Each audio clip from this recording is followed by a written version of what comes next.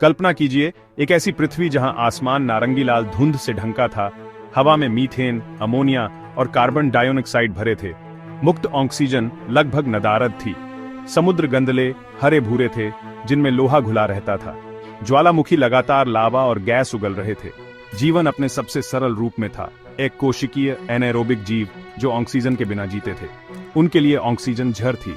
अरबों साल तक पृथ्वी पर सिर्फ ये सूक्ष्म जीव ही थे।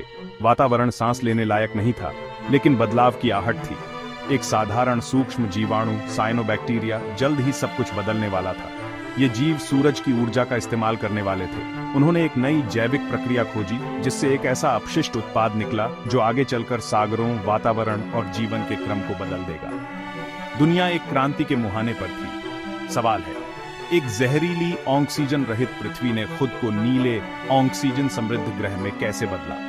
इसका जवाब छुपा है सबसे छोटे जीवों की धीमी लेकिन क्रांतिकारी प्रक्रिया में। अब कहानी के नायक आते हैं साइनोबैक्टीरिया, जिन्हें हम नीले हरे शैवाल के रूप में जानते हैं। इन्होंने फोटोसिंथेसिस की क्षमता विकसित की, सूरज की रोशनी, पानी और कार्बन डाइऑक्साइड से खाना बनाना। इस प्रक्रिया में एक अपशिष्ट गैस बनी ऑक्सीजन। शुरू में यह ऑक्सीजन समुद्र के घुले लोहे के साथ प्रतिक्रिया कर जंग बन गई, जो समुद्र की तलहटी में जमती रही। लाखों साल तक समुद्र सारी ऑक्सीजन सोखता रहा। आखिरकार जब सारा लोहा खत्म हो गया, ऑक्सीजन पहली बार वातावरण में बुलबुले की तरह ऊपर उठने लगी। यह था great oxygenation event, GOE। Oxygen का आना एनाएरोबिक जीवों के लिए आपदा था।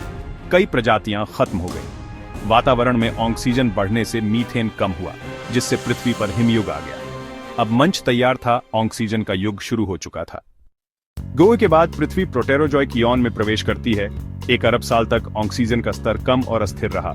सतह के नीचे जीवन खुद को ढाल रहा था। पहली बार जटिल कोशिकाएं यूकेरियोट्स उभरी, जिनसे आगे चलकर पौधे, फफूंद, जानवर और हम भी आए। एरोबिक रेस्पिरेशन का विकास हुआ। कुछ जीवों ने ऑक्सीजन का इस्तेमाल कर भोजन से ज्यादा ऊर्जा निकालना सीख लिया। लगभग 600 मिलियन साल पहले समुद्रों में जटिल शैवाल पनपे, जिससे वातावरण में और ऑक्सीजन बढ़ी। ऑक्सीजन के इस बढ़ाव ने एवलॉन एक्सप्लोजन को जन्म दिया। पहली बार बड़े बहुकोशिकीय जीव सामने आए। ऑक्सीजन का स्तर कभी कभी गिरा भी, लेकिन प्रवृत्ति ऊपर की ओर थी। कोलेजन का विकास हुआ, जिससे जानवर बड़े और सक्रिय हो सके। अब पृथ्वी सिर्फ सूक्ष्म जीवों की नहीं रही, यह अजीब और अद्भुत जीवों का बगीचा बन गई। प्रीकैम्ब्रियन काल समाप्ति की ओर था। अब कैम्ब्रियन एक्सप्लोजन का समय था। कैम्ब्रियन काल की शुरुआत में प्रमुख पशु समूह पहली बार जीवाश्म रिकॉर्ड में दिखे। बढ़ते ऑक्सीजन स्तर ने सक्रिय शिकारी और जटिल पारिस्थितिकी तंत्रों को जन्म दिया। समुद्र अब जीवों से भर गए, तैरते, रेंगते, शिकार करते जीवों से। कार्बोनिफेरस काल में विशाल दलदली जंगलों ने वातावरण में भारी मात्रा में ऑक्सीजन भर दी।